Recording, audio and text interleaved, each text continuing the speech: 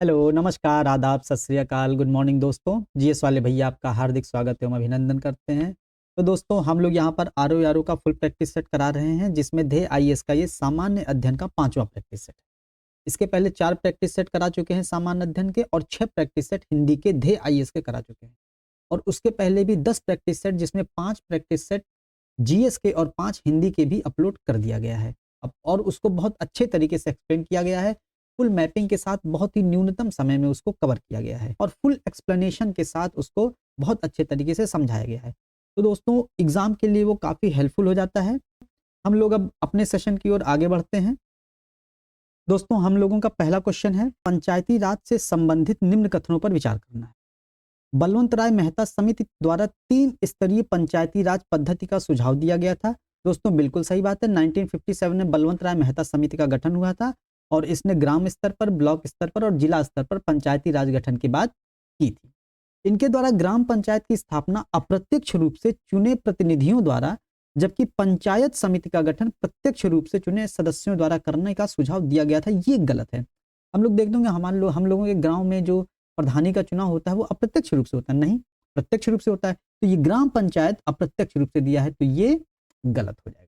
ठीक है, तो ये वाला स्टेटमेंट गलत है। ग्राम पंचायत प्रत्यक्ष रूप से है और बाकी पंचायत समिति और जिला समिति वो दोनों जो है अप्रत्यक्ष रूप से है। ठीक है, तो दूसरा स्टेटमेंट गलत हो जाएगा, केवल ए सही हो जाएगा। ठीक, दूसरा है कथन कारण का है, भारत का महान्यायवादी ना तो सरकार का पूर्णकालिक वकील है और ना ही वह सरकारी कर्मी की श्रेणी में आता है। बिल्कुल सही स्टेटमेंट है ये।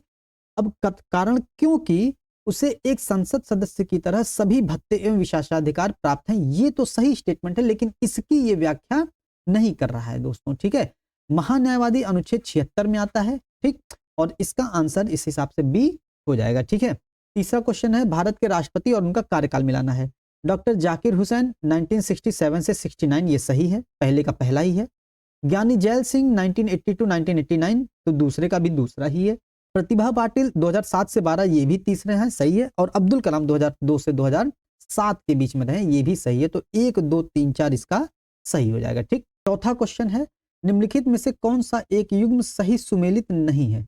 राज्यसभा का संगठन अनुच्छेद 80 में सही है, लोकसभा का संगठन अनुच्छेद 81 में सही है, राष्ट्रपति का विशेष संबोधन अनुच्छेद 88 में नहीं है, राष्ट्रपति का विशेष संबोधन अनुच्छेद 87 में है। और ये ही गलत पूछा है तो यही इसका आंसर हो जाएगा। अनुच्छेद 88 में है, 8 8 2 बार है, तो माँ 2 बार है। मंत्री और महान्यायवादी की इसमें शक्तियां और कार्य इसमें दिए गए हैं। ठीक है, मतलब मंत्री और महान्यायवादी के इसमें अधिकार और कार्य और शक्तियां दी गई हैं। ठीक, लोकसभा अध्यक्ष और उपाध्यक्ष 93, ये भी सही है। तो इसका आंसर सी सही हो जाएगा। ठीक है, पांचवा है, निम्न कथनों पर विचार करना, न्यायालय की अवमानना सिविल या आपराधिक दोनों प्रकार के मामलों में हो सकती है। सही स्टेटमेंट है।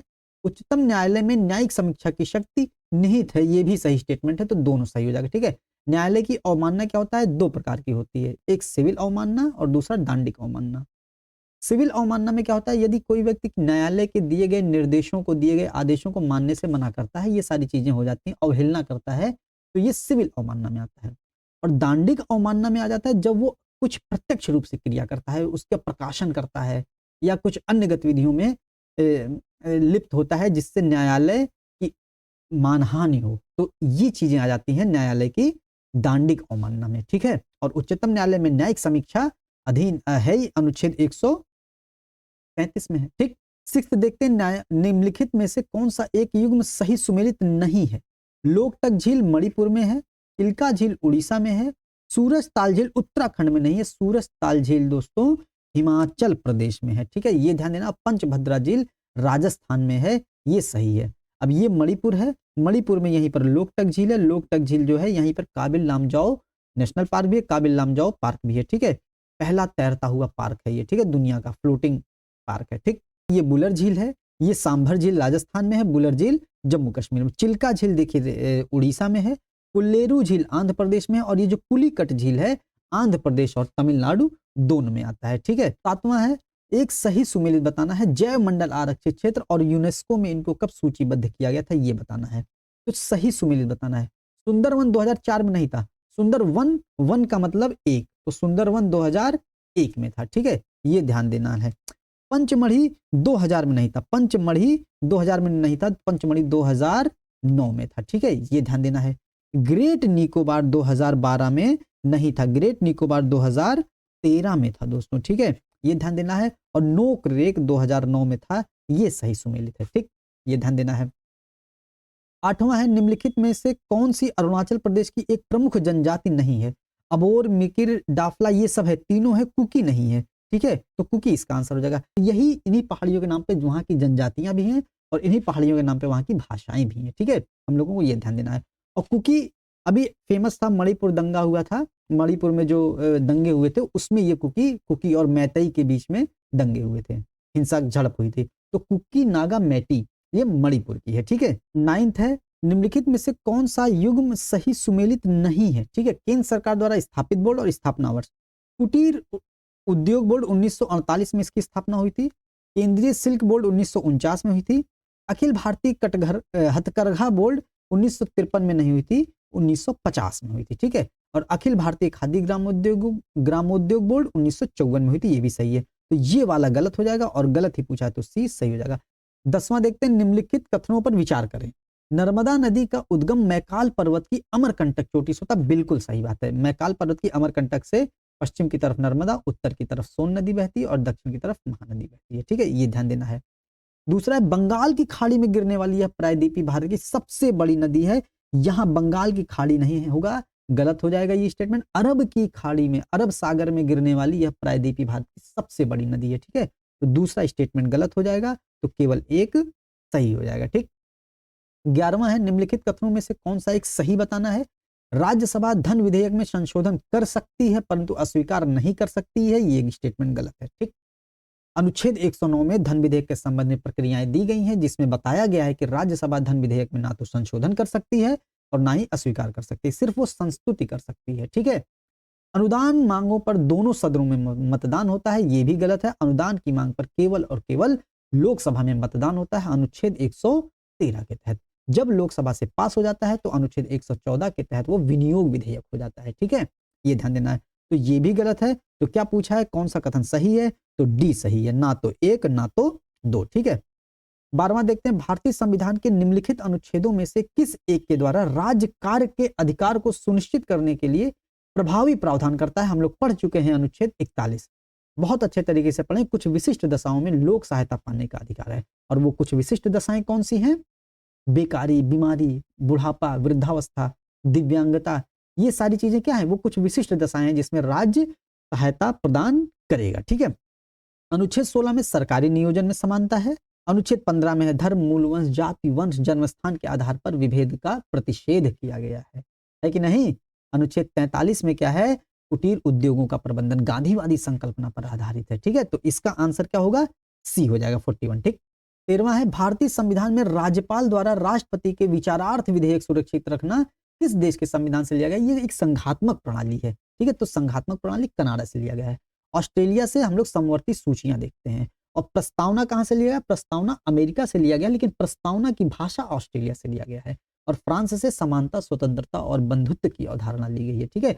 आयरलैंड से नीति निर्देशक तत्व लिया गया है। और जो राष्ट्रपति, जो अनुच्छेद 55 है, राष्ट्रपति के निर्वाचन की रीति, निर्वाचन की प्रक्रिया, वो आयरलैंड के संविधान से लिया गया है, ठीक है। 14वां है, संविधान के अनुच्छेद 103 के अनुसार निर्वाचन में भ्रष्ट आचरण के कारण कोई सदस्य सदन का सदस्य होने के लिए अयोग्य हो गया है या नहीं, इस प्रश्न का विनिश्चय राष्ट्रपति द्वारा किया जाता है, लेकिन निर्वाचन आयोग की सलाह पर किया जाता है, ठीक है। 15वां है, कथन कारण वाला है, राष्ट्रपति धन विधेयक को पुनर्विचार के लिए वापस नहीं कर सकता है। सही बात है, क्योंकि धन विधेयक राष्ट्रपति की पूर्व अनुमति से ही लोकसभा में प्रस्तुत किया जाता है, बिल्कुल सही बात है। और कथन कारण की व्याख्या भी कर रहा है। धन विधेयक दोस्तों अनुच्छेद 110 में है, ठीक। 16वां है, निम्नलिखित कथनों में से कौन सा एक प्राक्कलन समिति के संबंध में सत्य नहीं है? पूरा क्वेश्चन ढंग से पढ़ना है। इसमें लोकसभा की कुल 30 सदस्य होते हैं, सही स्टेटमेंट है ये, लेकिन नहीं पूछा है। लोकसभा में बजट पेश होने से पहले इसका गठन किया जाता है, गलत है दोस्तों, बाद में इसका गठन किया जाता है, ठीक है। तो गलत कोई पूछा है तो बी ऑप्शन इसका सही हो जाएगा। मंत्रिपरिषद का कोई भी सदस्य इसमें शामिल नहीं किया जाता है, ये भी सही लिखा हुआ है। और इसे स्थायी मित व्ययिता समिति भी कहते हैं, ये भी सही लिखा हुआ है, ठीक है। लोकसभा में बजट पेश होने के बाद इसको जो बजट के खर्चे हैं उस पर आकलन करने के लिए इसका गठन किया जाता है। ठीक, 17वां है राज्य विधानमंडल निम्नलिखित में से कौन सी सूचियों पर कानून बना सकता है? तो राज्य विधानमंडल राज्य सूची पर कानून बनाता है और समवर्ती सूची पर कानून बनाता है। हालांकि समवर्ती सूची में यदि केंद्र से कोई विवाद होता है तो केंद्र का कानून माना जाएगा, लेकिन बना तो सकता ही है समवर्ती सूची पर। तो इसका क्या हो जाएगा? ए और बी हो जाएगा। अवशिष्ट सूची पर अनुच्छेद 248 के तहत केंद्र को कानून बनाने का अधिकार दिया गया है। ठीक है। 18वां है प्रोटेम स्पीकर के संबंध में निम्नलिखित कथनों में से कौन सा एक सत्य बताना है? नवनिर्वाचित लोकसभा के वरिष्ठतम सदस्यों में से एक को सामान्यतः प्रोटेम स्पीकर नियुक्त किया जाता है। बिल्कुल सही बात है। और प्रोटेम स्पीकर नवनिर्वाचित सदस्यों को शपथ भी दिलाता है, ये भी सही है। तो इसका सी ऑप्शन सही हो जाएगा। ठीक है। 19वां है किस प्रख्यात न्यायविद या संवैधानिक विशेषज्ञ ने प्रस्तावना को संविधान का परिचय पत्र कहा? तो पा से परिचय पत्र है और पा से पालकी वाला है। ठीक है। तो ए इसका आंसर सही हो जाएगा। कन्हैयालाल मणिकलाल मुंशी जी क्या बोलते हैं? ये राजनीतिक जन्म कुंडली, मुंशी हैं तो जन्म कुंडली जैसी बातें ही करेंगे, है कि नहीं? और इसके संबंध में एक चीज और कहा जाता है कि प्रस्तावना हमारे संविधान विशेषज्ञ, हमारे संविधान निर्माताओं के मस्तिष्क के विचारों को जानने की कुंजी है। ये बेरूबारी मामले में कहा गया था। ठीक है। और इस संबंध में एक लोग और आते हैं, ठाकुरदास भार्गव। ठाकुरदास भार्गव नहीं, हम लोग पढ़े होंगे कि हमारे संविधान की आत्मा क्या है? प्रस्तावना है, उद्देशिका है।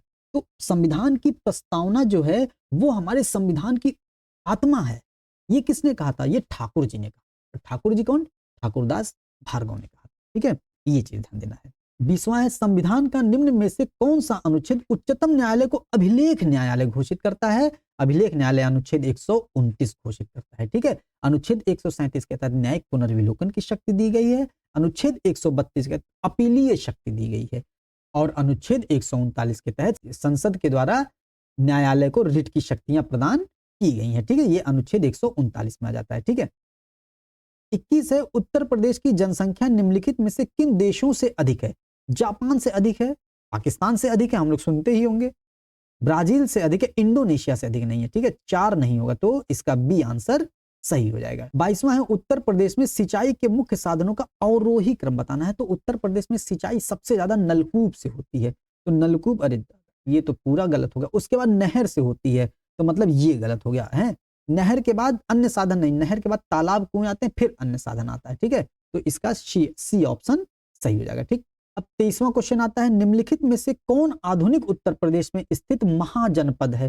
तो 16 महाजनपद थे दोस्तों मगध साम्राज्य में। काशी, कौशल, अंगमगध, वज्जिमल्ल, चेदिवत्स, कुरु, पांचाल, मत्स्य, सूरसेन, अश्मक, अवंती, गांधार, कंबोज। इन 16 महाजनपदों में ये चारों महाजनपद दोस्तों कौशल, सूरसेन, पांचाल, वत्स उत्तर प्रदेश में थे। ठीक है। और इन 16 महाजनपदों में 8 महाजनपद कुल उत्तर प्रदेश में थे।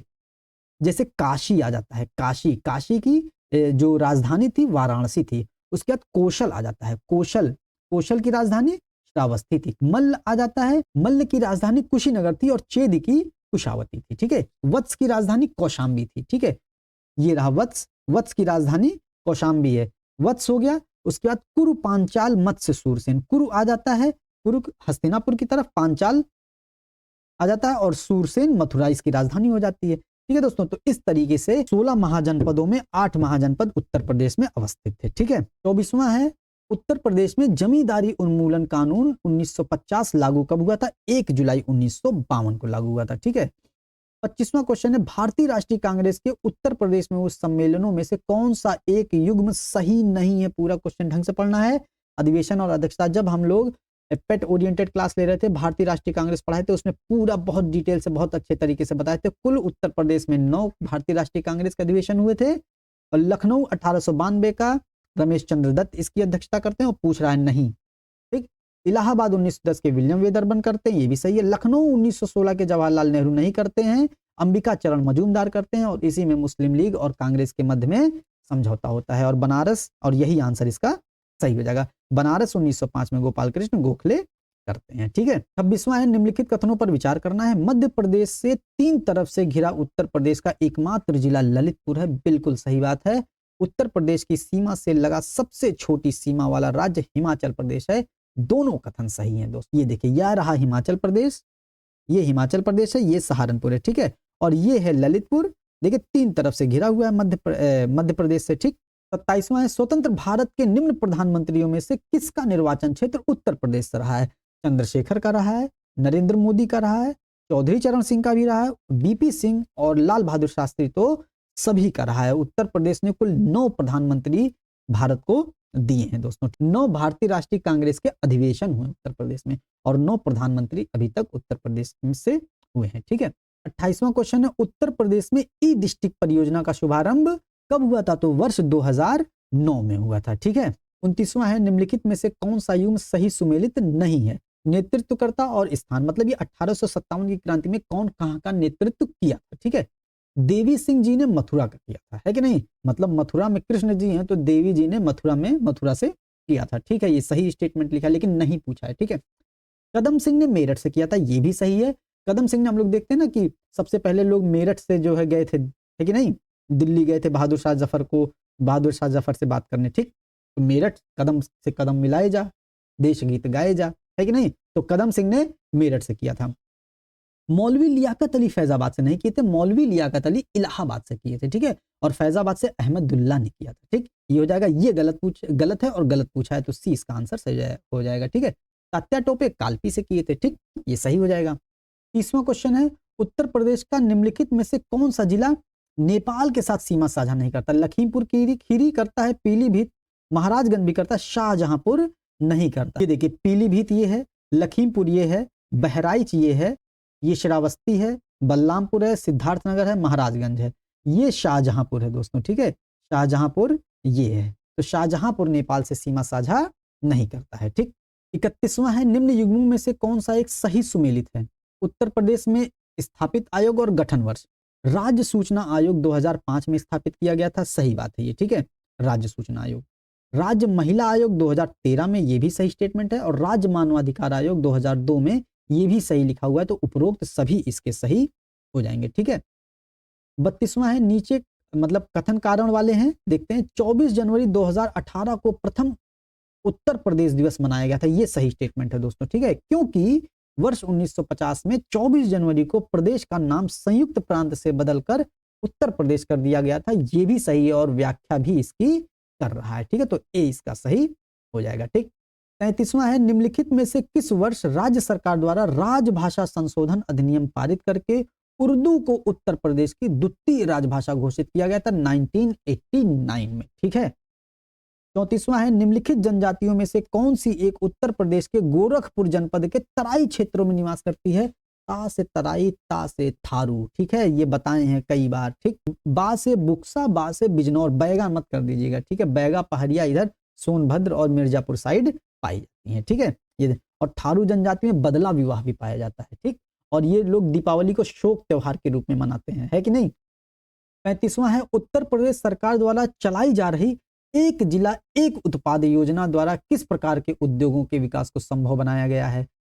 छोटे उद्योगों का, सही बात है, मध्यम और परंपरागत सभी प्रकार के उद्योगों के लिए। ठीक है। उपरोक्त सभी इसका आंसर हो जाएगा। 36वां है निम्नलिखित भूकंपीय तरंगों में से कौन सी एक सिर्फ ठोस माध्यम में ही चल सकती है? तो एस तरंग, एस से सॉलिड, एस से आप सॉलिड करके याद कर सकते हैं। ठीक है। 37 है 90 डिग्री पूर्वी कटक स्थित है। दोस्तों हम लोग देखते हैं भारत का जो मानक समय रेखा है 82.5 डिग्री है। और हम लोग देखते हैं जो अरुणाचल प्रदेश के किबुथु से जाती है रेखा, कौन सी है? 97 डिग्री 25 मिनट। तो इसका मतलब इन दोनों के बीच में आएगी 90 डिग्री। और 90 डिग्री कहां से जाएगी? मतलब बंगाल की खाड़ी से, कहने का मतलब हिंद महासागर से जाएगी, है कि नहीं? कितना आसान है। ठीक है। थोड़ा सा दिमाग लगाना है। 38वां है निम्नलिखित युग्मों में से कौन सा एक सही सुमेलित नहीं है, बताना है। ठीक है। डेन्यूब नदी ब्लैक फॉरेस्ट से निकलती है। ब्लू नील दोस्तों विक्टोरिया झील से नहीं निकलती है, ब्लू नील टाना झील से निकलती है। और विक्टोरिया झील से व्हाइट नील निकलती है, वहां से विक्टोरिया, वहां से व्हाइट। और विक्टोरिया झील इतनी मतलब बड़ी झील है तो उससे सफेद पानी निकलेगा, है कि नहीं? क्यों हम लोग ब्लू नील की तरफ जाएं? मिसिसिपी इटास्का झील से निकलती है, सही बात है। यांगसी क्यांग तिब्बत के पठार से निकलती है, ये भी सही बात है। तो सही सुमेलित नहीं है, ब्लू नील इसका सही सुमेलित नहीं है। ये डेन्यूब नदी है, डेन्यूब नदी यहां से निकलती है ब्लैक फॉरेस्ट से और जाके काला सागर में गिर जाती है। डेन्यूब, नीपर, निस्टर, काला सागर ब्लैक सी में गिरती हैं दोस्तों। ठीक है। और ये है हमारी विक्टोरिया झील, विक्टोरिया झील ये रही। और ये है लेक टाना झील। ठीक है। ये टाना झील से ये देखिए ब्लू नील निकल रही है और विक्टोरिया झील से ये देखिए व्हाइट नील निकल रही है। व्हाइट नील मिलती है यहाँ खार्तूम के पास और सूडान की राजधानी खार्तूम है, वहीं पर ब्लू नील और व्हाइट नील मिलती हैं। फिर दोनों जाकर के ये लेक निस्सार झील है यहाँ पर, और फिर ये नील नदी जाके भूमध्य सागर में गिर जाती है दोस्तों। ठीक है, ये आ जाता है मिसिसिपी नदी। मिसिसिपी नदी लेक इटास्का से निकलती है, लेक इटास्का से निकल रही है और ये नदी यहाँ पर आके मैक्सिको की खाड़ी में गिर जाती है। ठीक, और ये चीन की देखिए यांगजी रिवर है। यांगजी रिवर तिब्बत के पठार से यहाँ से निकलती है और तिब्बत के पठार से ऐसे बहते हुए ये ईस्ट चाइना सी में गिर जाती है दोस्तों। ठीक है, 39 है, कथन कारण वाला है। हरमट्टन पवन को डॉक्टर विंड भी कहते हैं, बिल्कुल सही बात है। हरमट्टन विंड जो है दक्षिण अफ्रीका में चलती है, मतलब अफ्रीका महाद्वीप में चलती है।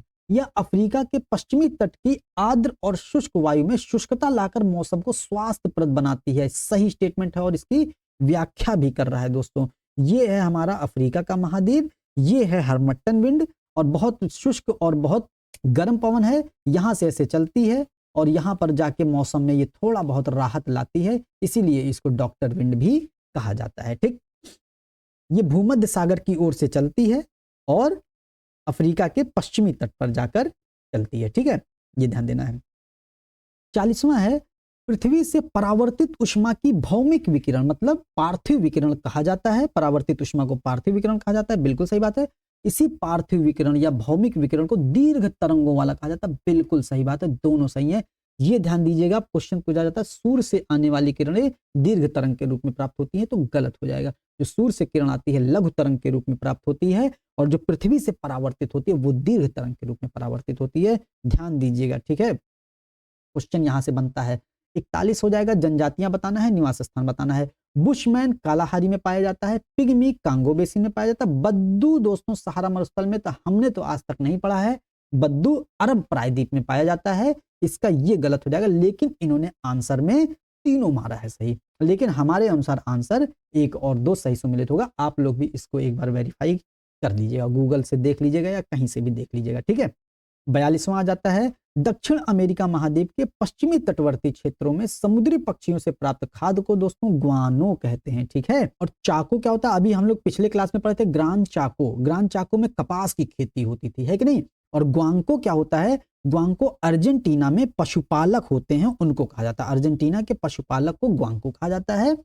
और जो समुद्री पक्षियों से प्राप्त खाद्य होता है ग्वानो कहा जाता है। और ग्रांड चाको कपास के लिए फेमस जगह थी। एक्टांशिया क्या होता है, साउथ अमेरिका में एक विशाल पशु फार्म होता है। ठीक है, पशु फार्म होता है ना, फार्म कहते हैं हम लोग, ठीक है, तो वही पशु फार्म होता है।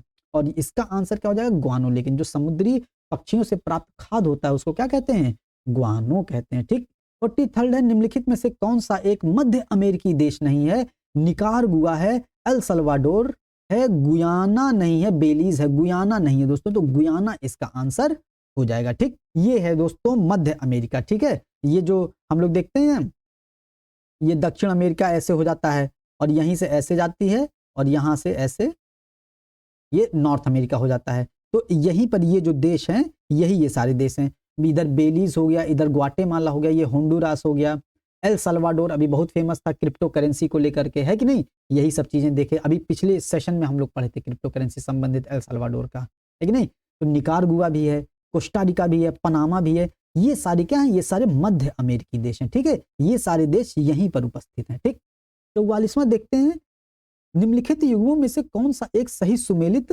नहीं है। ठीक, वन्य जीव संरक्षण अधिनियम 1972 में आया था, हम लोग पढ़ते हैं वाइल्ड लाइफ प्रोटेक्शन एक्ट 1972।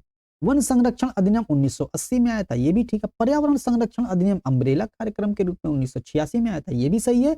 जैव विविधता अधिनियम 2000 में नहीं आया था, 2002 में आया था दोस्तों, तो ये गलत हो जाएगा और गलत पूछा है तो यही इसका आंसर हो जाएगा। ठीक, 45वां देखते हैं, निम्नलिखित घास के मैदानों में से कौन सा युग्म एक ही वर्ग से संबंधित है, कंपोज डाउन्स, ये एक वर्ग से संबंधित नहीं है। डाउन्स कहाँ आता है, डाउन्स शीत कटिबंधीय मैदान है और कंपोज उष्ण कटिबंधीय घास मैदान है। स्टेपी सवाना भी सुमेलित नहीं है, स्टेपी शीत कटिबंधीय घास का मैदान है और सवाना उष्ण कटिबंधीय घास का मैदान है। सवाना प्रेयरीज भी नहीं है, सवाना उष्ण कटिबंधीय घास का मैदान है और प्रेयरीज अमेरिका में शीत कटिबंधीय घास का मैदान है। कंपोज और सवाना दोनों जो है उष्ण कटिबंधीय घास के मैदान है, तो यही पूछ रहा है कौन सा वर्ग सही सुमेलित है, तो डी इसका आंसर सही हो जाएगा। ठीक है, हम लोग थोड़ा सा इसको मैप में देख लेते हैं। ये कर्क रेखा है और ये 23.5 डिग्री दक्षिणी मकर रेखा है। इन दोनों के बीच रेखाओं के बीच जो भी घास के मैदान पाए जाते हैं उन्हें उष्णकटिबंधीय घास के मैदान कहा जाता है। ठीक है, अब इसमें हम लोग देख लेते हैं लानोस। लानोस वेनेजुएला में आता है। सेल्वास, सेल्वास इक्वाडोर चिली की जगह आ जाता है। कैंपोस, कैंपोस ब्राजील में आ जाता है। ठीक है, सवाना सवाना सहारा मरुस्थल में आ जाता है। ये चारों जो है ये उष्णकटिबंधीय घास के मैदान है। ठीक है, पंपास देखिए अर्जेंटीना के दक्षिणी में आ जाता है, मकर रेखा के नीचे है तो ठंड पड़ती है वहां, तो शीतकटिबंधीय घास के मैदान है। इधर वेल्ड दक्षिण अफ्रीका में ये भी शीतकटिबंधीय घास का मैदान है। इधर डाउन्स देखिए ऑस्ट्रेलिया में पड़ता है, डाउन नीचे पड़ता है तो ये भी शीतकटिबंधीय घास का मैदान है। न्यूजीलैंड में कैंटरबरी आता है, ये भी शीतकटिबंधीय घास का मैदान है। इधर यूरेशिया में स्टेपीज आ जाता है, हंगरी में पुष्टाज आ जाता है, उत्तरी अमेरिका में प्रेरीज आ जाता है और इधर टुंड्रा वनस्पतियां आ जाती हैं। ये सब क्या हैं? ये सब शीतकटिबंधीय घास के मैदान हैं। और भारत में भी कल पढ़े थे बुग्याल नामक एक घास का मैदान भी भारत में पाया जाता है दोस्तों। ठीक है, ये सब चीजें आपको रिवीजन जैसे करना हो वैसे किया करिए, revision is must for yourself. Okay, अब 46 देखते हैं। इंद्रावती, प्राणहिता, मंजीरा किसकी सहायक नदियां हैं? तो ये गोदावरी की सहायक नदियां हैं। ठीक है, ये ध्यान देना है। तो ये रहा थोड़ा सा एक ऊपर का मैप। ये गोदावरी नदी नासिक जिले के त्र्यंबकेश्वर से निकलती है और दुधना, पूर्णा, पेनगंगा, वेनगंगा, वर्धा, मंजीरा, इंद्रावती ये सारी की सारी क्या हैं? गोदावरी की सहायक नदियां हैं। ठीक है, 47वां आता है केंद्रीय तंबाकू अनुसंधान संस्थान राजमुंदरी में है। ठीक, 48वां भारतीय मानक समय की यामयोत्तर रेखा 82.5 डिग्री ईस्ट निम्नलिखित में से किन किन राज्यों से होकर गुजरती है? तो सबसे पहले उत्तर प्रदेश से गुजरती है, फिर मध्य प्रदेश से गुजरती है, फिर छत्तीसगढ़ से गुजरती है, फिर उड़ीसा, फिर आंध्र प्रदेश से गुजरती है। तेलंगाना से नहीं गुजरती, 6 नहीं गुजरती, 6 जहां जहां काट दो। ये बी इसका आंसर सही हो जाएगा। ठीक है, अब ये देखिए, ये है हमारी 82.5 डिग्री मानक रेखा, मानक समय रेखा। ये कहां से जा रही है? उत्तर प्रदेश से, मध्य प्रदेश से हल्का सा ये छू रही है। ठीक है, ये ध्यान देना है। छत्तीसगढ़, उड़ीसा, आंध्र प्रदेश हो गया। तो टोटल कितने राज्य हो गए? 1 2 3 4 5 राज्यों से होकर गुजरती है। ठीक, अभी बताए थे एक चीज और बताए थे, ये जो अरुणाचल प्रदेश का ये किबुथु जिला है, किबुथु क्षेत्र है, यहीं से 97 डिग्री 25 मिनट देशांतर रेखा गुजरती है। और तो 90 डिग्री यहीं कहीं तो आएगा, है कि नहीं? और 90 डिग्री अभी पिछले क्वेश्चंस में हम लोग पढ़े थे ना, 90 डिग्री कहाँ आएगी? बंगाल की खाड़ी में, मतलब हिंद महासागर में आएगी। ठीक, यही चीज पूछा था उसमें।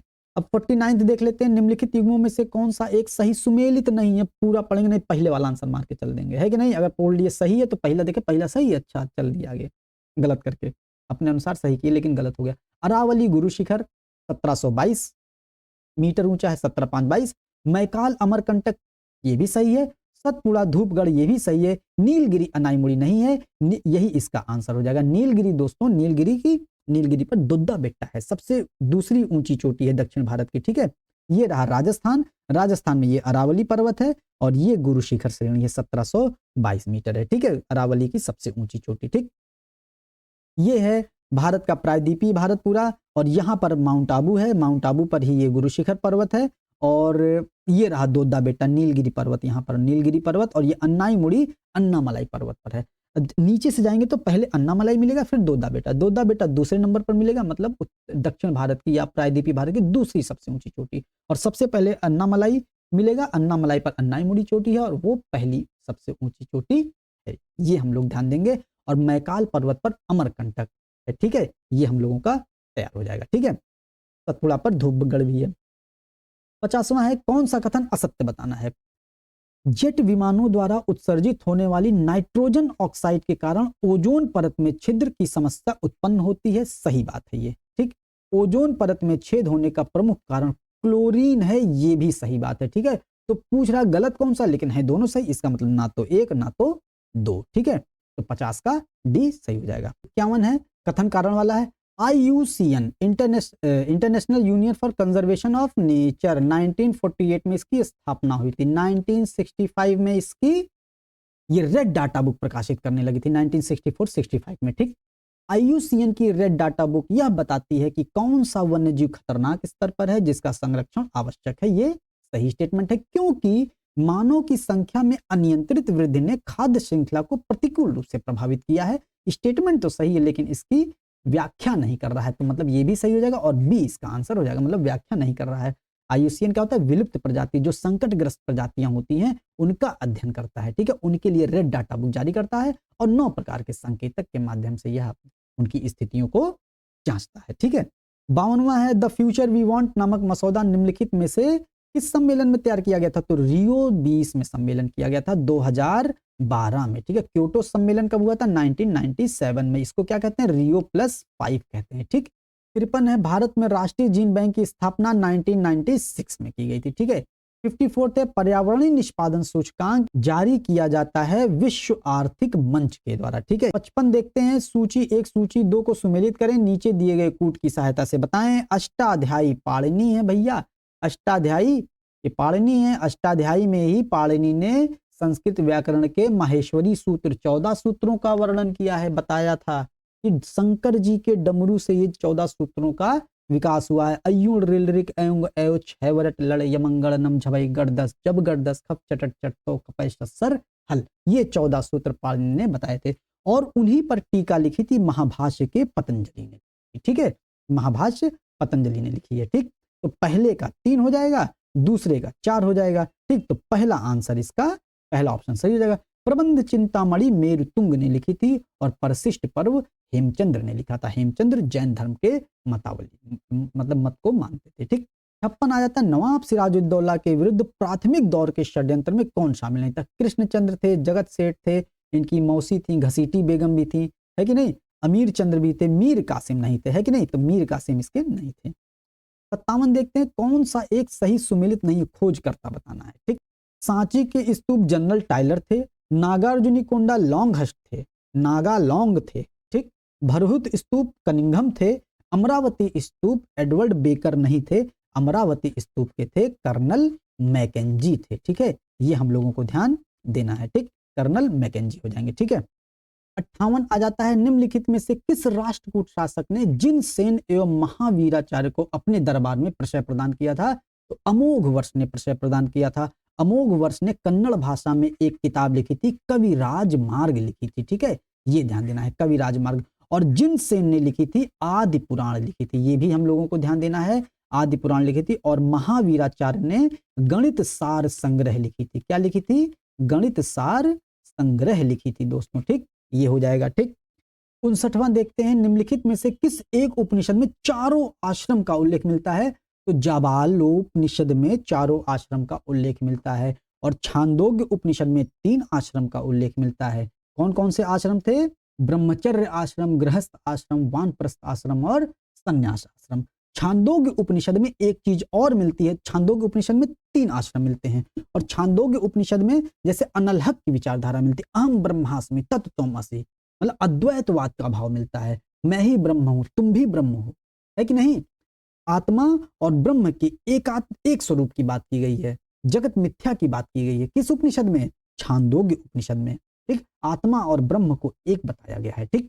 और कठोपनिषद में यम ने नचिकेता को ज्ञान दिया है, कठ उपनिषद में मिलता है। और मुंडकोपनिषद में सत्यमेव जयते का कथन मिलता है। इसके साथ साथ एक चीज और ध्यान देना है, टूटी हुई नौका का उल्लेख मिलता है और टूटी हुई नौका का अर्थ उसमें यज्ञ से लिया गया है, मतलब यज्ञ क्या है, टूटी हुई नौका के समान है जो भव सागर से पार नहीं करा सकती है, क्योंकि यज्ञ की जो अवधारणा दी गई थी उत्तर वैदिक काल में दी गई थी और उस समय यह अवधारणा इसलिए दी गई थी क्योंकि लोग वैदिक काल के बाद जब उत्तर वैदिक में आते हैं तो पाप, अत्याचार, विनाश, ये सारी चीजें बढ़ जाती हैं। तो लोगों को पाप, अत्याचार, विनाश के प्रभाव को कम कराने के लिए, मनोवैज्ञानिक रूप से उनको खुश करने के लिए ये कहा गया कि आप ये सब तो कर दिए हैं, अब आप यज्ञ करें तो यज्ञ से आपके पाप धुल सकते हैं। यज्ञ के प्रावधान शुरू होते हैं, गंगा जमुना, गंगा नहाने कहते हैं ना, गंगा नहा लो, लेकिन किसी को मारो कह दो गंगा नहा लो पाप धुल जाएंगे, ऐसे थोड़ी ना पाप धुल जाएंगे इतनी आसानी से, है कि नहीं। तो ये चीजें हम लोगों को चारों इसका देख लिया है, ठीक है। 60 का हो जाएगा, निम्न हड़प्पा कालीन नदियों तथा उनके किनारे बसे नगरों के युग्मों में से कौन सा एक सही सुमेलित नहीं है। राखीगढ़ी घग्घर के किनारे है, आलमगीरपुर हिंडन नदी के किनारे है जो यमुना की सहायक नदी है, बनावली सरस्वती नदी के किनारे है और रोपण भोगवा नदी के किनारे नहीं है। भोगवा नदी के किनारे लोथल है और रोपण सतलज नदी के किनारे है। ठीक है, ये ध्यान देना। तो ये डी ऑप्शन इसका गलत हो जाएगा और गलत ही पूछा है। ठीक, 61वां है, मज्म उल बहरीन किस मुगल शासक की मूल रचना है? तो मूल रचना दारा शिकोह। मज्म उल बहरीन का मतलब होता है दो महासागरों का मिलन, मतलब इस्लाम धर्म और हिंदू धर्म के मिलन की बात करी है, गंगा जमुनी तहजीब की बात करी थी दारा शिकोह ने। ठीक है, तो मज्म उल बहरीन। ठीक, 62 है, निम्नलिखित में से कौन सा एक फिरोज शाह तुगलक से संबंधित नहीं था? तो लोक निर्माण विभाग की स्थापना था, सिंचाई कर लगाना था, सैनिकों को नकद वेतन देने का प्रारंभ अलाउद्दीन खिलजी ने किया था। ठीक, अलाउद्दीन खिलजी ने किया था। एक ब्राह्मणों पर जजिया कर लगाया था फिरोज शाह तुगलक, ये तो पता ही होगा। तो इसका आंसर सी सही हो जाएगा। ठीक है, अनल हक मैं ही सत्य हूं, मैं ही ईश्वर हूं, 63, किस सूफी संत को अनल हक मैं ही सत्य मैं ईश्वर की घोषणा करने के कारण मृत्यु दंड दे दिया गया था? मंसूर बिन हल्लाज को हलाल कर दिया गया था, मृत्यु दंड दे दिया गया। अब नहीं याद, अब आपको नहीं भूल पाएगा, ये है कि नहीं? तो हल्लाज को हलाल कर दिया गया। ठीक है, 64 इन्होंने बताया कि ना मैं ही ईश्वर हूं, मैं ही ब्रह्म हूं। अब अगर शंकराचार्य ने कहा था ना कि अहम ब्रह्मासि तत्त्वमसि, मैं ब्रह्म हूं तुम भी ब्रह्म हो। सोचिए अगर ये कहीं पश्चिम देश में कहीं कहीं गए होते तो ब्रूनो की तरह जला दिए गए होते, है कि नहीं? गैलीलियो ने अपने कथन बदल दिए थे। तो पश्चिम देशों में बहुत अत्याचार हुए हैं ये सारी चीजें। गौतम बुद्ध, महावीर जैन, शंकराचार्य, मंडन मिश्र, ये सारी चीजें, जितने भी धर्म देखिए, सबसे ज्यादा धर्म भारत में क्यों फैले? क्योंकि भारत एक उदार देश रहा है, भारत एक सहिष्णु देश रहा है, भारत सभी विचारों को समाहित करने वाला देश रहा है। रविन्द्रनाथ टैगोर इसकी संस्कृत की व्याख्या करते हुए कहते हैं, संस्कृत की प्रशंसा करते हुए कहते हैं, हेथाय आर हेथाय अनार हेथाय द्राविड़ चीन शक हूण दल पाठन मोगल एको दो लोलीन। मतलब हेथाय आर्य आए, अनार्य आए, शक आए, हूड़ आए, पठान आए, मुगल आए, सब लोग यहीं पर इसी तहजीब में मिल गए। लेकिन ईसाई जब आए थे, क्रिश्चियन जब आए थे भारत में, अंग्रेज जब आए, वो यहाँ की संस्कृति से नहीं मिल पाए, इसीलिए भारतीयों ने उनका विरोध किया था, विद्रोह किया। अब देखते हैं कि हम लोग प्राचीन समय में देखते हैं ना शकों का विरोध हुआ था, ना हूड़ों का, ना ही औरंगजेब का, ना ही मुगलों का विरोध। क्यों? क्योंकि वो इसी संस्कृति को अपना लिए थे, इसलिए उन सब का उतना विरोध नहीं हुआ था। लेकिन अंग्रेजों का विरोध भारतीयों ने जमकर किया। क्यों? क्योंकि वो यहाँ की संस्कृति को छिन्न भिन्न करने, बाकी सब ने गंगा जमुनी तहजीब का पालन। ठीक है दोस्तों, अब हम लोग अगला देखते हैं। 64 में किस मध्यकालीन शासक ने बुलर झील में एक कृत्रिम झील जैना लंका का निर्माण कराया था? कश्मीर का अकबर। किसे कहा जाता है? कश्मीर का अकबर जैनुलाब्दीन को कहा जाता है। ठीक है, 64 हो गया। 65 कथन कारण वाला है, भारत में राष्ट्रीय आंदोलन के विकास ने जाति प्रथा को कमजोर करने में महत्वपूर्ण भूमिका निभाई है। बिल्कुल सही बात है, क्योंकि राष्ट्रीय आंदोलन उन तमाम संस्थाओं का विरोधी था जो भारतीय जनता को बांट कर रखती थी। ये भी सही बात है और कथन कारण की व्याख्या भी कर रहा है। ठीक, 66 हो जाएगा। डॉक्टर भीमराव अंबेडकर द्वारा प्रकाशित समाचार पत्र मूक नायक, मां से मूक नायक, मां से मराठी में था। ठीक है, निम्न कथनों पर विचार करना है। अंग्रेज डच के बाद भारत आए, सही स्टेटमेंट है। तो अंग्रेज कब आए थे? 1600 ईस्वी में, और डच कब आए थे? 1595 ईस्वी में। ठीक है, ये ध्यान देना है। ईस्ट इंडिया कंपनी की स्थापना डच ईस्ट इंडिया कंपनी से पहले हो चुकी थी, ये भी सही बात है। ईस्ट इंडिया कंपनी की स्थापना 1600 ईस्वी में हुई थी और डच ईस्ट इंडिया कंपनी की स्थापना 1602 ईस्वी में हुई थी। तो दोनों स्टेटमेंट इसके सही हो जाएंगे। ठीक, ये ध्यान देना है।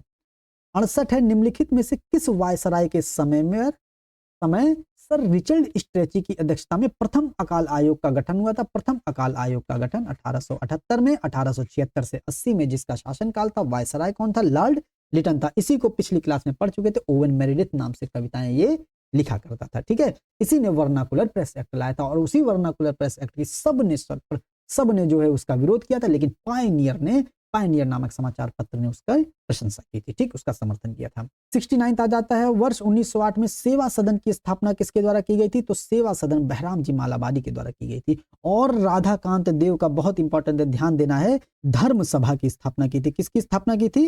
राधाकांत देव ने धर्म सभा की स्थापना और कब की थी? 1829 में। ये वही समय था जब राजा राम मोहन राय 1828 में ब्रह्म समाज की स्थापना कर दिए थे। उन्हीं के विरोध में इन्होंने धर्म सभा की स्थापना की थी कि राजा राम मोहन राय तो धर्म की बातों का विरोध कर रहे हैं, सती प्रथा का विरोध कर रहे हैं, बाल विवाह का विरोध कर रहे हैं, अनेक बुराइयों का विरोध कर रहे हैं। तो राधाकांत देव ने धर्म सभा की स्थापना उनके विरोध स्वरूप की थी। और हृदयनाथ को जरूर हम लोग पढ़े हैं, के.एम. पडिक्कर, हृदयनाथ को जरूर, और फजल अली आयोग आया था तो उसके सदस्य थे ये। ठीक है, ये आ जाएगा। 17वां है 1 अगस्त 1920 को असहयोग आंदोलन प्रारंभ किया गया। इस आंदोलन से असंतुष्ट होकर निम्नलिखित में से किन नेताओं ने कांग्रेस छोड़ दिया? तो पाल जी ने छोड़ दिया था, बेसेंट जी ने छोड़ दिया था, मोहम्मद अली जिन्ना ने भी छोड़ दिया था, तो सब ने छोड़ दिया था। BAM बम, बम हो गए भैया, है कि नहीं, बम ने बम मार दिया, छोड़ दिए। 71 देख लेते हैं। अखिल भारतीय किसान सभा का प्रथम अधिवेशन वर्ष 1936 में किसकी अध्यक्षता में किया गया था? बहुत इंपॉर्टेंट है, स्वामी सहजानंद की अध्यक्षता में किया गया था। पिछली क्लास में भी आया था, 1920 में अवध किसान सभा की स्थापना हुई थी और रामचंद्र ने किया था इसकी, ठीक है, रामचंद्र ने इसकी स्थापना की थी। उसके बाद 1928 में आ जाता है बिहार किसान सभा की स्थापना स्वामी सहजानंद सरस्वती ने किया था। बिहार में स्वामी सहजानंद सरस्वती थे। फिर हम लोग देखते हैं 1929 में कृषक प्रजा पार्टी की स्थापना की थी, फजलुल हक ने की थी। 1929 में आंध्र किसान सभा की स्थापना किसने की थी? NG रंगा ने की थी दोस्तों, ठीक है। इस तरीके से हम लोगों ने पूरा इसका देख लिया दोस्तों। जब भी आए आगे जैसे भी कोई चीज मिले उसको पीछे का तुरंत रिवाइज करिए, तभी आपको चीजें याद होंगी। ये नहीं कि जीवन की राह में आगे बढ़ते चले जाएं और पीछे वालों को छोड़ते चले जाएं। ऐसा करेंगे तो एक दिन राह में आप अकेले ही नजर आएंगे, ठीक। तो जैसे जैसे आगे बढ़े पीछे पीछे की चीजों को रिवाइज करते चलेंगे, तभी हमारा जीवन सफल होगा, तभी हम लोग एग्जाम को क्वालिफाई भी कर पाएंगे दोस्तों, ठीक। 72 नंबर है, निम्नलिखित घटनाओं पर विचार कीजिए तथा उनको काल क्रमानुसार व्यवस्थित कीजिए। तो साइमन कमीशन का गठन 1927 में हुआ था, पूना पैक्ट आया था 1932 में, द्वितीय गोल में सम्मेलन हुआ था 30-31 में, और जलियांवाला बाग हत्याकांड हुआ था 1919 में। तो सबसे पहले भैया पहला आया था, ये पहला सही हो गया, सॉरी सबसे पहले चौथा आया था, तो 4 ये मतलब ये दोनों गलत हो गए। तो 4 के बाद 1919, फिर 1927 में 4 के बाद 1 आएगा, तो इसका बी ऑप्शन सही हो जाएगा, ठीक है। 73वां देखते हैं, निम्नलिखित युगों में से कौन सा एक सही सुमेलित नहीं है? Bunch of old letters Jawaharlal Nehru का लिखा हुआ है, सही बात है। लाइफ डिवाइन अरविंद घोष का लिखा हुआ है, ये भी सही बात है। इंडियन फिलॉसफी अलेक्जेंडर डफ का नहीं है, इंडियन फिलॉसफी राधा कृष्णन का है दोस्तों, ठीक है, ये ध्यान देंगे। The riddles in Hinduism BR Ambedkar के द्वारा लिखा गया, ये हम लोगों को ध्यान देना। तो Indian philosophy doctor Sarvepalli Radha Krishnan के द्वारा है, ठीक। 74वां है, निम्नलिखित में से किस भारतीय नेता ने मार्ले मिंटो सुधारों अर्थात भारत परिषद अधिनियम 1919 को तैयार करने में विशेष भूमिका निभाई थी? तो गोपाल कृष्ण गोखले ने निभाई थी, ठीक है, ये ध्यान देना है। 75वां है, निम्नलिखित में से कौन सा युग्म सही सुमेलित नहीं है? व्यय कर एन केल्डार के द्वारा बताया गया था, ठीक है। Zero base budgeting Peter Pyhrr के द्वारा बताया गया था। क्षतिपूरक राजकोषीय सिद्धांत एडोल्फ वेगनर के द्वारा नहीं बताया गया था, ये कीन्स के द्वारा बताया गया था, ठीक है, ये हम लोगों को ध्यान देना है। और टॉबिन टैक्स जेम्स टॉबिन के ही द्वारा बताया गया था, ठीक। ये हो जाएगा, इसका आंसर कौन सा हो जाएगा? सी इसका आंसर हो जाएगा, नहीं पूछा है। 76 है, निम्नलिखित में से कौन मौद्रिक नीति के मात्रात्मक उपकरण नहीं है? तो मौद्रिक नीति के 2 उपकरण होते हैं, एक गुणात्मक होता है, एक मात्रात्मक होता है। मात्रात्मक में वही होता है मात्रा, RR, RRR, CRR, bank rate, open market operation, है कि नहीं, LAF लिक्विडिटी एडजस्टमेंट फैसिलिटी, ये सारी चीजें आती हैं इसमें, ठीक है। तो CRR मात्रात्मक में आता है, RR मात्रात्मक में आता है, खुले बाजार OMO ओपन मार्केट ऑपरेशन आता है, PSL नहीं आता है, प्रियोरिटी सेक्टर लेंडिंग इसमें नहीं आता है, ठीक है। 77 हो जाएगा, वसूली या अधिप्राप्ति मूल्य न्यूनतम समर्थन मूल्य से सदैव कम नहीं होना चाहिए, सदैव अधिक नहीं होना चाहिए, बराबर भी नहीं होना चाहिए, बराबर या उससे अधिक हो सकता है किंतु कम नहीं हो सकता है, ये वाला इसका स्टेटमेंट सही हो जाएगा, डी इसका स्टेटमेंट सही हो जाएगा, ठीक है। 78 है, किसी देश की अर्थव्यवस्था के विकासमान स्थिति में GDP में किस क्षेत्र के योगदान की निश्चित रूप से बढ़ेगा? मतलब किसी देश की अर्थव्यवस्था यदि बढ़ती है तो कौन सा क्षेत्र निश्चित रूप से बढ़ता है? तो तृतीय क्षेत्र बहुत इंपॉर्टेंट होता है, ठीक। 79 में पोषणीय उपभोग तथा उत्पादन का संबंध किस SDG से है? SDG सस्टेनेबल डेवलपमेंट गोल 17 लक्ष्यों को पूरा करने की बात 2015 में 15 साल अगले 15 सालों में प्राप्त करने की बात की गई थी 2030 तक, ठीक है। तो गरीबी भुखमरी, गरीबी 1 में है, भुखमरी 2, मतलब पोषणीय उपभोग 4 में क्या है? गरीबी, भुखमरी, स्वास्थ्य, शिक्षा, 4 में शिक्षा है, ये नहीं होगा। 12 में उपभोग है, 12 में उपभोग, यही पोषणीय उपभोग तथा उत्पादन पूछा है, यही हो जाएगा। 9 में नवाचार है और 11 में टिकाऊ अर्थव्यवस्था है, ठीक है। 80 मुद्रा स्कीम का प्रारंभ कब किया गया था? मुद्रा स्कीम का प्रारंभ 2015 में किया गया था, micro unit development refinance agency, ठीक है। इसमें 3 प्रकार के लोन की बात की गई है। पहला छोटा लोन है, छोटा लोन 50,000 तक लिया जाएगा। उसके बाद दूसरा लोन है मझौला लोन, मझौला लोन 50,000 से 5 लाख के बीच लिया जाएगा। उसके बाद जो है तरुण लोन लिया जाएगा 5 लाख से 10 लाख के बीच में, ठीक है। ये 3 प्रकार के लोन की व्यवस्था इसमें की गई है, ठीक, ये ध्यान देना है। 81 है अखिलेश रंजन कमेटी का गठन का संबंध किससे है? तो पर्यावरण डायरेक्ट टैक्स कोड से है, तो ठीक है, DTC से। 82 है निम्नलिखित युग्मों में से कौन सा एक सही सुमेलित नहीं है? IDBI 1964 में स्थापित हुआ था, IFCI 1948 में, IDFC 1996-1997 में, ICICI 1995 में नहीं हुआ था, यही सही हो जाएगा, 1955 में हुआ था।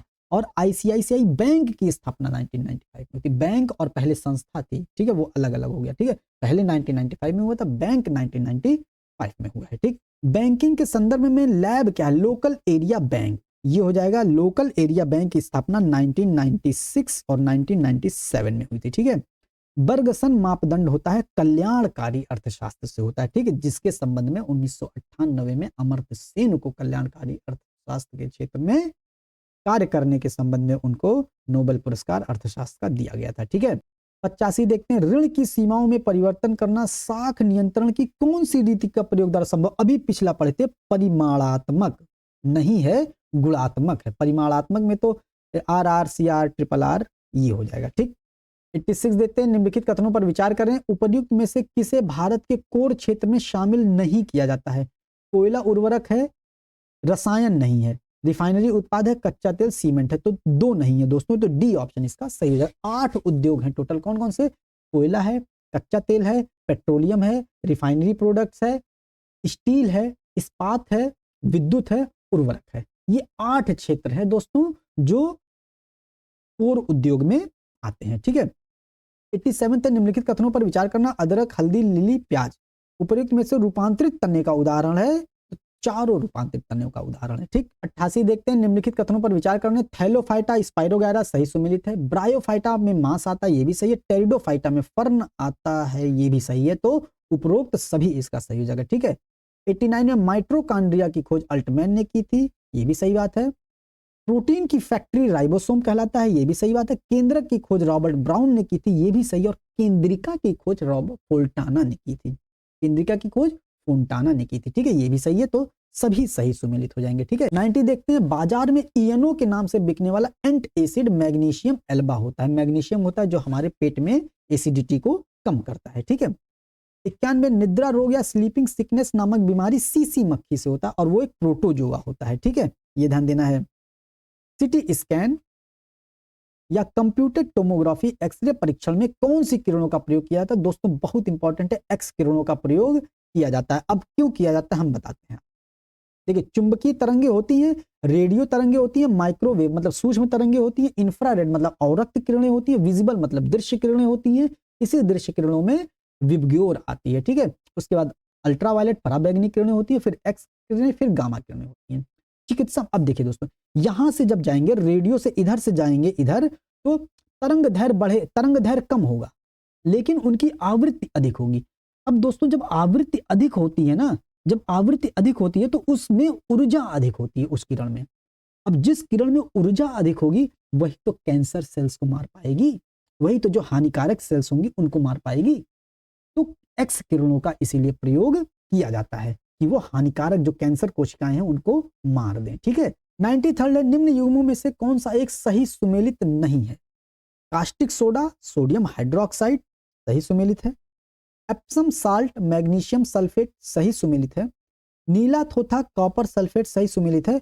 वॉशिंग पाउडर, निरमा नहीं, वॉशिंग पाउडर सोडियम बाइकार्बोनेट नहीं है, वॉशिंग पाउडर हो जाता है सोडियम कार्बोनेट, और सोडियम बाइकार्बोनेट होता है धावन सोडा हो जाता है, मतलब बेकिंग सोडा हो जाता है। तो इसका कौन सा गलत हो जाएगा? यही गलत होगा और यही इसका आंसर हो जाएगा, ठीक है। 94 है निम्नलिखित में से किस एक को सामान्य रूप से टेफ्लॉन के नाम से जाना जाता है? पॉलीटेट्राफ्लोरोएथिलीन, पॉलीटेट्राफ्लोरोएथिलीन PTFE को जाना जाता है टेफ्लॉन के नाम से, ठीक है। 95 है मानव के संपूर्ण शरीर या अंगों में असामान्यता या विकृति का पूर्णतः सही पता लगाने हेतु निम्नलिखित में से किसका प्रयोग किया जाता है? तो मैग्नेटिक रेजोनेंस इमेजिंग का प्रयोग किया जाता है, ठीक है, एमआरआई का प्रयोग किया जाता है। हम लोग पिछली क्लास में पढ़ चुके थे ऑटो एनालाइजर का प्रयोग शरीर में शर्करा या कोलेस्ट्रॉल नापने के लिए किया जाता है, ठीक है। इलेक्ट्रोकार्डियोग्राम हृदय से संबंधित असामान्यताओं का पता लगाता है, ठीक। 96 देखते हैं, निम्नलिखित युग्मों में से कौन सा एक सही सुमेलित नहीं है। सेंट्रल लेप्रोसी इंस्टीट्यूट आगरा में, राष्ट्रीय मानसिक विकलांग संस्थान हैदराबाद, उच्च रक्षण पशु रोग प्रयोग संस्थान भोपाल में, राष्ट्रीय दृष्टिहीन संस्थान देहरादून में है। ये गलत हो जाएगा। दा से दृष्टि, दा से देहरादून, ये हमने याद किया था, ठीक है। दा से दृष्टि, दा से देहरादून, और हमको यही एक है पता था खाली इसमें, ठीक। तो इसका आंसर यही गलत हो जाएगा, और गलत पूछा है तो यही आंसर इसका हो जाएगा। तो सेंट्रल लेप्रोसी इंस्टीट्यूट आगरा में, अब ये हम लोगों को याद करने वाली चीजें आ गई हैं। लेप्रोसी आगरा में है, मानसिक हैदराबाद में है, उच्च रक्षण पशु रोग प्रयोग संस्थान भोपाल में है, ठीक है। 97 है, निम्नलिखित में से कौन सा एक युग्म सही सुमेलित नहीं है। कलाई की संधि कार्पल्स कहलाती है। उपास्थि के चारों ओर जब है तो कार्डियम नहीं होगा, पेरी कार्डियम हो जाएगा। पेरी का मतलब चारों तरफ। पसलियों को आपस में स्टर्नम जोड़ने वाली संधि है। ये सभी सुमेलित नहीं है, तो नहीं कौन सा है, 20, बी इसका गलत हो जाएगा, ठीक है। 98 देखते हैं, निम्नलिखित में से कौन सा कार्य यकृत के द्वारा नहीं किया जाता है। हिपैरिन नामक प्रोटीन का उत्पादन करना, सही स्टेटमेंट है, मतलब स्टेटमेंट सही है, लेकिन पूछा कौन सा गलत स्टेटमेंट है, यकृत के संबंध। फाइब्रिनोजन नामक प्रोटीन का उत्पादन करना, सही स्टेटमेंट है। शरीर के ताप को बनाए रखना, सही है। वसा का इमल्सीकरण ये नहीं करता है, ठीक है, इसका आंसर यही सही हो जाएगा। हिपैरिन नामक प्रोटीन क्या करता है, शरीर के अंदर रक्त का थक्का नहीं बनने देता है, और फाइब्रिनोजन नामक प्रोटीन शरीर के बाहर रक्त का थक्का बनने देता है। क्योंकि दोनों जरूरी इसलिए है क्योंकि शरीर के अंदर रक्त का थक्का जमेगा तो भी इंसान की मृत्यु हो जाएगी, और शरीर के बाहर अगर रक्त का थक्का नहीं जमता है तो ब्लड बहता रहेगा तो भी इंसान की मृत्यु हो जाएगी। तो यकृत इन सबको नियंत्रित करता है। हिपैरिन शरीर के भीतर कार्य करता है, फाइब्रिनोजन शरीर के बाहर कार्य करता है, ठीक है। कौन सा एक जठर रस में नहीं पाया जाता है, तो जठर रस में रेनिन, पेप्सिन, हाइड्रोक्लोरिक, ट्रिप्सिन नहीं पाया जाता है, ठीक है। तो वहां है, निम्नलिखित में से कौन सा कथन असत्य बताना है। जीन आनुवांशिक क्रिया की मूल इकाई है, सत्य है। यह आरएनए में पाया जाता है या डीएनए में पाया जाता है, गलत है। तो कौन सा असत्य है, केवल बी असत्य हो जाएगा। 101वां है, रवि ने पूर्व की ओर चलना प्रारंभ किया। 1 किलोमीटर चलने के उपरांत वह दक्षिण की ओर मुड़ जाता है और 5 किलोमीटर चलता है। पुनः वह पूरब की ओर मुड़ता है और 2 किलोमीटर चलता है।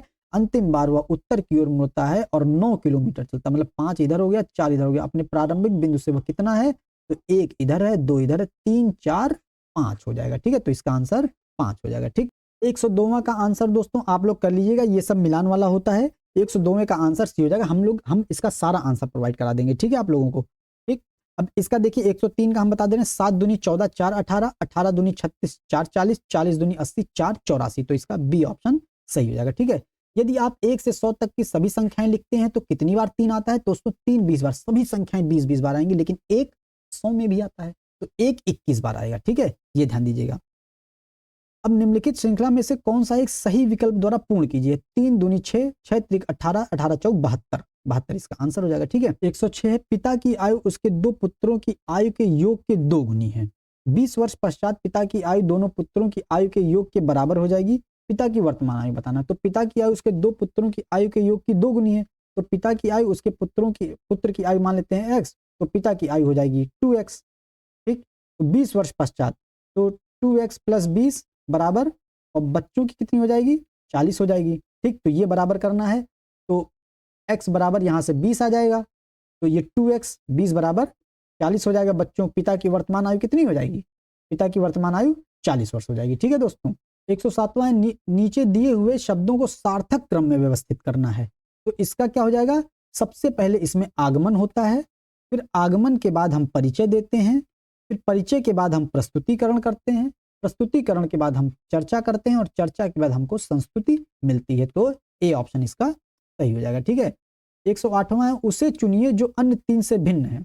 9 3 12 8 20, 7 5 12 9 21, 9 6 15 6 21, 8 8 16 5 21। तो ये भिन्न हो जाएगा, इसका 20 जोड़ने पर आ रहा है, ठीक है।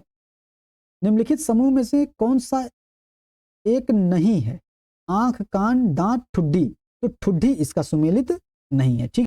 110वां है, ए बी से अमीर है। ए बी से अमीर है, सी ए से अमीर है, सी ए से अमीर हो गया, डी सी से अमीर है, डी सी से अमीर हो गया, ई सबसे ज्यादा अमीर है, ई सबसे ज्यादा अमीर हो गया। अगर सभी को क्रम में बैठाया जाए तो किसका स्थान मध्य में होगा, सी का स्थान मध्य में हो जाएगा। ठीक है, 111वां देखते हैं, यदि किसी माह का चौथा दिन शनिवार है तो उस माह के 26वें दिन से 5 दिन पहले कौन सा दिन होगा। 26 में से 5 घटाएंगे 21, तो 21वां दिन कौन सा होगा, चौथा दिन शनिवार है तो 4 7 11, 11 7 18, 18 3 21, तो शनिवार में 3 जोड़ेंगे, शनि रवि सोम मंगल हो जाएगा। ठीक है, इसका आंसर। ठीक, वृत्त में दिए गए क्षेत्रफल 36 पाई है तो इसको 6 बराबर भागों में बांटा गया, चाप पी क्यू की लंबाई। तो वृत्त का क्षेत्रफल पाई आर स्क्वायर बराबर कितना है, 36 है, 36 पाई है, पाई पाई कैंसिल, आर बराबर 6 हो गया। ठीक है, इसको 6 बराबर भागों में बांटा गया है तो परिधि कितनी हो जाएगी, 2 पाई आर।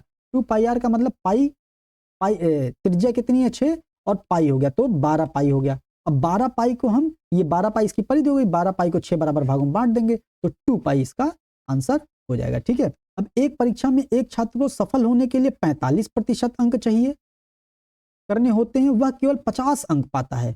वह 50 अंक पाया और 4 अंकों से असफल हो गया, मतलब 54 पाता तो पास हो जाता है ना। तो अधिकतम अंक क्या है, मतलब 45% बराबर 54, तो 1% बराबर 45, 9 छक 54, 9 पचे 45 और 5 को यहाँ 100 मल्टीप्लाई करेंगे 120 का, तो 20 छक्का 120 इसका आंसर हो जाएगा। 114 है, वित्तीय स्थिरता एवं विकास परिषद जिसकी स्थापना 2010 में हुई थी का अध्यक्ष केंद्रीय वित्त मंत्री होता है। ठीक है, ये ध्यान देना है। डब्ल्यू रोस्टो ने आर्थिक विकास की प्रक्रिया को 5 चरणों में बांटा था। ठीक है, 116 है, निम्न में से किस एक का महत्व मीठी क्रांति से, मीठी क्रांति तो शहद उत्पादन से है। ठीक, पूसा रूबी टमाटर की है, पूसा रूबी किसकी एक उत्तम किस्म है, टमाटर की है। 118 है, वर्ष 2011 की जनगणना के अनुसार उत्तर प्रदेश की दशकीय वृद्धि दर 20.2% थी। सही स्टेटमेंट है, 20 करोड़ जनसंख्या भी थी और वृद्धि दर भी 20% थी। कितना मेल कर रहा है, कह रहा है हमको याद कर लो खुद ही। वर्ष 2011 की जनगणना के अनुसार उत्तर प्रदेश में सर्वाधिक दशकीय वृद्धि दर वाला जिला गौतम बुद्ध नगर था। यह भी सही है, तो सत्य स्टेटमेंट पूछा है तो सी आंसर इसका सही हो जाएगा। ठीक, 119 भारतीय खाद्य निगम की स्थापना किस पंचवर्षीय योजना में हुई थी, तो तृतीय पंचवर्षीय योजना में हुई थी, 1966 में हुई थी। ठीक, निम्नलिखित में से कौन सा एक नगदी फसल नहीं है, गन्ना तंबाकू रबर है, सोयाबीन नहीं है, तो सोयाबीन इसका आंसर हो जाएगा। ठीक, ये जो एफसीआई की स्थापना हुई थी, हम आपको बता दें, जब भारत का युद्ध हुआ पाकिस्तान से 1965 में, चीन से युद्ध हुआ 1961 में 62 में, ठीक है, और उसके बाद अकाल महामारी फैल गई तो काफी भूखमरी फैल गई थी, इसलिए जो है 1966 में भारतीय खाद्य निगम की स्थापना की गई थी दोस्तों। ठीक है, ये ध्यान देना है, इससे रिलेट कर लेंगे, याद हो जाएगा। 121 मई 2023 में निम्नलिखित में से किस स्थान पर देश के पहले राष्ट्रीय बांध सुरक्षा केंद्र को स्थापित किए जाने की घोषणा की गई है, जयपुर हो जाएगा। ठीक है, मई 2023 में भारत सरकार द्वारा चलाए गए ऑपरेशन करुणा का मुख्य उद्देश्य क्या था, तुर्की में आए भूकंप की सहायता, म्यांमार में चक्रवात मोचा से प्रभावित लोगों की सहायता करना। सूडान से ऑपरेशन कावेरी था दोस्तों, है कि नहीं, ऑपरेशन कावेरी, और तुर्की में ऑपरेशन दोस्त था। ठीक, ये ध्यान देना है। 23वां हो जाएगा, निम्नलिखित में से किस तिथि को अंतर्राष्ट्रीय जैव विविधता दिवस 22 मई को मनाया जाता है, पता ही होगा। मई 2023 में किस देश ने प्रधानमंत्री नरेंद्र मोदी को अपना सर्वोच्च नागरिक सम्मान companion of the order of Logohu दिया, पपुआ न्यू गिनी ने दिया था। ठीक है, पपुआ नहीं कोई गांव हो, पपुआ ये देश है, पपुआ न्यू गिनी। ठीक, 125 पनडुब्बी बाघ शीर से संबंधित निम्नलिखित कथनों पर विचार करें। यह भारतीय प्रोजेक्ट नौसेना का कलवरी क्लास का प्रोजेक्ट 75 का 6वां स्क्रीन है।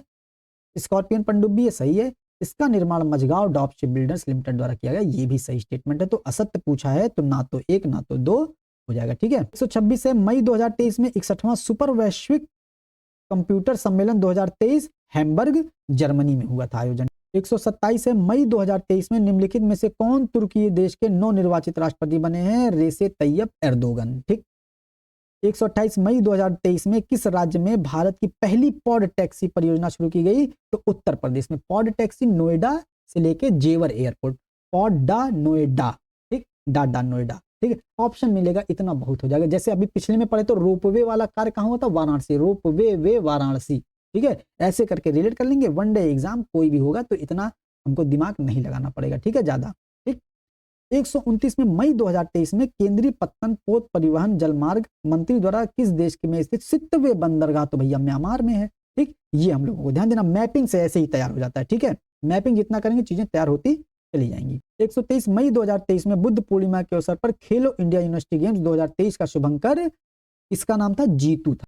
131 इंटरनेशनल बुकर प्राइज 2023 के संबंध में निम्नलिखित कथनों पर विचार करें। मई 2023 में यह पुरस्कार टाइम शेल्टर पुस्तक को प्रदान किया गया था, ये भी सही है। इसके लेखक जॉर्जी गोस्पोडिनोव थे, ये भी सही है दोस्तों। तो सत्य कथन सी इसका ऑप्शन सही हो जाएगा। 132 मई 2023 में विश्व आर्थिक स्थिति एवं संभावनाएं मिड 2023 नामक रिपोर्ट जारी की गई, जिस वर्ष 2023 में भारत की विकास दर को 5.8% अनुमानित किया गया था। मतलब विश्व आर्थिक विकास स्थिति संभावना, ये रिपोर्ट किसने प्रकाशित की थी? विश्व बैंक के द्वारा, ठीक है। 133 मई 2023 केंद्रीय गृह मंत्री अमित शाह द्वारा राष्ट्रीय तटीय पुलिस अकादमी की स्थायी परिसर की आधारशिला द्वारका गुजरात में रखी। अमित शाह हैं तो द्वारका गुजरात में करेंगे ही करेंगे। 134 है G7 राष्ट्रों का शिखर सम्मेलन कहाँ आयोजित हुआ था? दोस्तों बहुत इंपॉर्टेंट है, हिरोशिमा में हुआ था। 135 मई 2023 प्रसिद्ध अमेरिकी पत्रिका टाइम मैगजीन ने किस भारतीय अभिनेत्री को अपने कवर पेज पर स्थान दिया था? तो दीपिका पादुकोण को स्थान दिया है। 136 मई 2023 में दुबई स्थित एयरलाइन एमिरेट्स द्वारा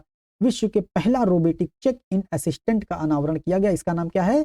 विजया सुबह सारा तेंदुलकर है। हाँ ठीक है, सारा आंसर है इसका। सारा तेंदुलकर हमने याद कर लिया था, ऐसे ही हम याद कर लेते हैं, चीजों को रिलेट कर लिया करिए। कहीं ना कहीं ऑप्शन में आपको इतना थोड़ी ना मिलेगा कि मतलब इतना सटीक मिलेगा। सारा आ जाएगा, सारा तेंदुलकर आपके दिमाग में आया ही है तो याद हो जाएगा। ऐसे दीपिका पादुकोण, ऐसे सुरेखा यादव हमने याद कर लिया था, ऐसे ही शालिजा धामी हमने याद किया था, ऐसे ही है कि नहीं। तो ये सारी चीजें हमने ऐसे ही याद कर ली थी। आप लोग भी कहीं ना कहीं से रिलेट कर लिया करिए, नहीं तो इतने करंट अफेयर्स के, इतने किसी को ये पुरस्कार मिला, किसी को ये पुरस्कार मिला, कैसे याद होगा? ऐसे ही याद हो जाएगा, ठीक। कुछ चीजें एक बार पढ़ेंगे अपने ऑटोमेटिक याद हो जाएगा, कुछ चीजें कंफ्यूज होंगी, कुछ चीजें नहीं याद होंगी, तो वो सब ऐसे ही याद करनी होती हैं, ठीक है। 137 मई 2023 में किस देश द्वारा लंबी दूरी के बैलिस्टिक मिसाइल खाइबर का परीक्षण किया गया? तो खाइबर का ईरान का परीक्षण किया गया था। 138 मई 2023 में भारतीय संविधान के किस अनुच्छेद का हवाला देते हुए सर्वोच्च न्यायालय ने यह कहा कि राष्ट्रीय राजधानी सिविल प्राधिकरण स्थापित करने वाला अध्यादेश इसके अनुकूल नहीं है? अनुच्छेद 239 ए था, ठीक है। मई 2023 संयुक्त नौसेना अभ्यास टाइगर शार्क 40 इन दो देशों के मध्य संपन्न हुआ? तो बांग्लादेश और यूएसए, संयुक्त राज्य अमेरिका के मध्य संपन्न हुआ है। तो 40 आ जाता है। मई 2023 ग्लोबल वेल्थ कॉन्फ्रेंस का आयोजन कहाँ किया गया? लंदन में किया गया है दोस्तों, ठीक है। इस तरीके से हम लोगों ने 140 क्वेश्चन पूरे फुल मैपिंग के साथ, चारों ऑप्शन के फुल एक्सप्लेनेशन के साथ, मतलब चारों खाने चित्त कर दिए। तो इस तरीके से उम्मीद करते हैं आपको सेशन अच्छा लगा होगा, पसंद आया होगा, समझ में भी आया होगा। तो दोस्तों हमारे सेशन में फर्जी की बातें नहीं की जाती हैं, टॉपिक से ही रिलेटेड बातें की जाती हैं, इसीलिए कम समय में हम टॉपिक को तुरंत खत्म कर देते हैं। कोई भी रिक्वायरमेंट हो, कोई भी कमी लगे आपको, कमेंट सेक्शन में जरूर बताइएगा, पूरा काम उस पर किया जाएगा। मिलते हैं अगले सेशन में। जय हिंद, जय भारत।